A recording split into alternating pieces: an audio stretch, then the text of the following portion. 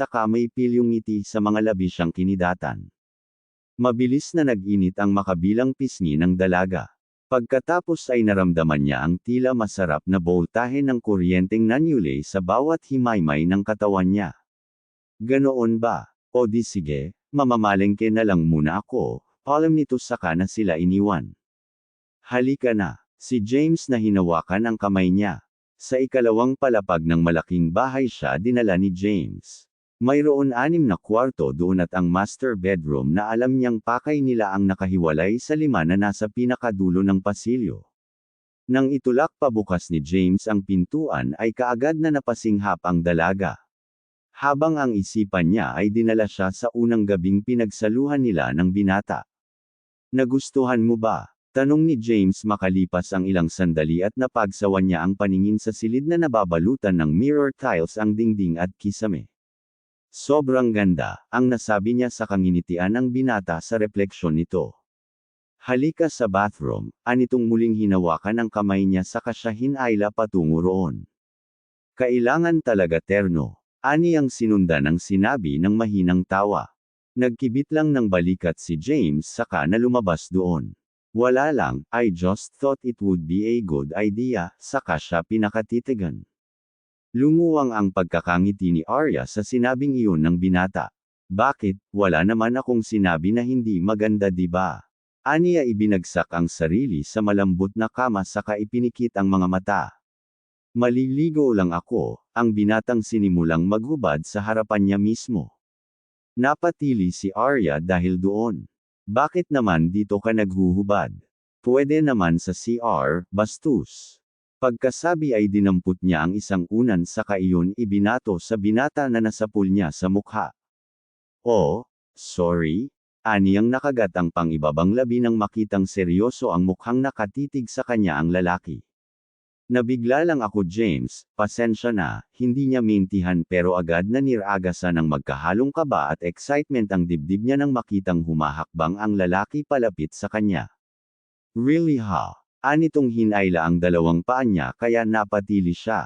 I like the sound of you scream, do that again. Anitong sapilitan siyang pinatayo.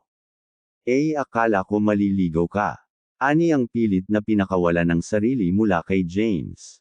Umangat ang sulok ng labi nito. So gusto ko ang ganito. Habulan. Anitong nangangislap ang mga mata sa matinding amusement para sa kanya. Noon nagsimulang umatras si Arya saka habang ang binata naman ay patuloy sa ginagawang paghakbang palapit sa kanya. Rough and nice this time, baby. Anito nang masukol siya ng tuluyan ng mirrored wall at mapunang wala na siyang aatrasan. Nagbukas siya ng bibig para magsalita pero mabilis siyang naunahan ni James. I want to hear you screaming in pleasure this time. Anitong hinawakan ng lelaya ng suot niyang dress saka iyon itinaas at hinubad. Pagkatapos ay inihagis na lang sa kung saang bahagi ng silid. James, I think I know how to undress myself. Nang maging ang pinakamaliit na saplot ng katawan niya ay inalis ng binata. Alam ko, pero sa parteng iyan aminin mong mas magaling ako sa'yo. Anitong pagkasabi niyong ay itinaas ay hinawakan ang dalawa niyang kamay saka itinaas ang mga iyon habang mariin siyang hinahalikan. Hindi pa man ay napaungol na si Arya nang maramdaman niya ang mapang-angkin paraan ni James ng paghalik sa kanya. Hindi siya halos makahinga nang maging ang dila nito ay pumaloob sa bibig niya sa tila galit na kinalaban ang kanya. Sisiguraduhin kung makakabuo tayo, ngayon mismo, nang pakawalan nito ang mga labi at pagkatapos ay mulaw siyang mariin na hinalikan. Pero sa pagkakataong ito ay inilagay na ni James sa likuran niya ang dalawa niyang kamay saka siya pinahit paarap sa dingding na salamin. Na-miss kita, bulong ni James sa kanya saka siya hinalikan mula sa kanyang likuran. Tinugon niya ang halik ng binata saka pagkatapos ay pinakawalan ng kamay sa pagkakahawak ng lalaki saka masuyong inabot ang ulo ng binata. You are perfect, si James habang nakatitig sa refleksyon niya sa salamin, everything about you is beautiful. Dugtong pa nito saka inihaplos ang kamay sa dibdib niya pababa sa kanyang baywang at nagtagal iyon sa malapad niyang balakang na lumiko sa maubong na pangupo ng dalaga. Ready. Si James na maingat pang pinaghiwalay ang dalawa niyang mga hita. Ngumiti siya sa kamabilis na napadaing nang bigla ay nagawang ipasok ni James sa pagkababae niya ang malabakal nitong pagkalalaki. My goodness, you're so tight, si James. Hindi malaman ni Arya kung compliment ba iyon pero mas pinili na lang niyang isiping oo. Gaya ng sinabi ni James kanina.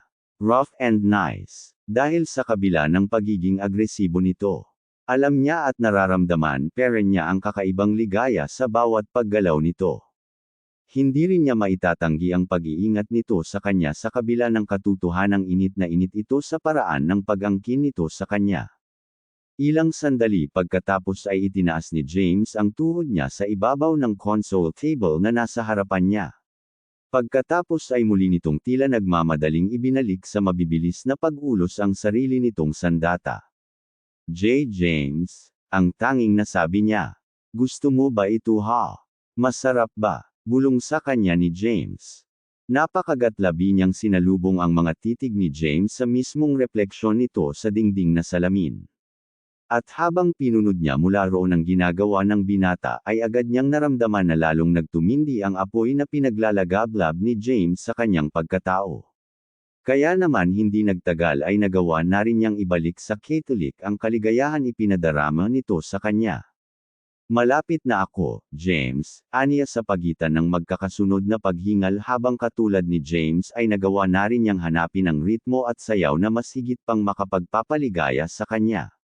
Say my name baby, come on, just say it. Utos nito sa kabinigla ang pagpasok sa kanya. Mabilis na naramdaman ni Arya sa loob niya ang pagkalalaki ni James kasabay ang hindi maipalaiwanag na daloy ng kaligayahan kaya malakas siyang napasigaw. Oh God, James! Aniya saka hinawakan ang kamay niyang nasa kanyang binti na nanatili roon para hindi mabago ang pagkakaposisyon sa kanya nito. Again, my name baby, si James ulit na sinunod-sinunod ang buo at pabiglang pagpasok sa kanya. Napasigaw ang dalaga sa sarap. Kasabay niyon ang pakiramdam na alam niyang malapit na siya sa rurok. Hayan na, lalabas na, hilanghing niya sabay na papikit ng muli ay narating niya ang langit kasama ang binata.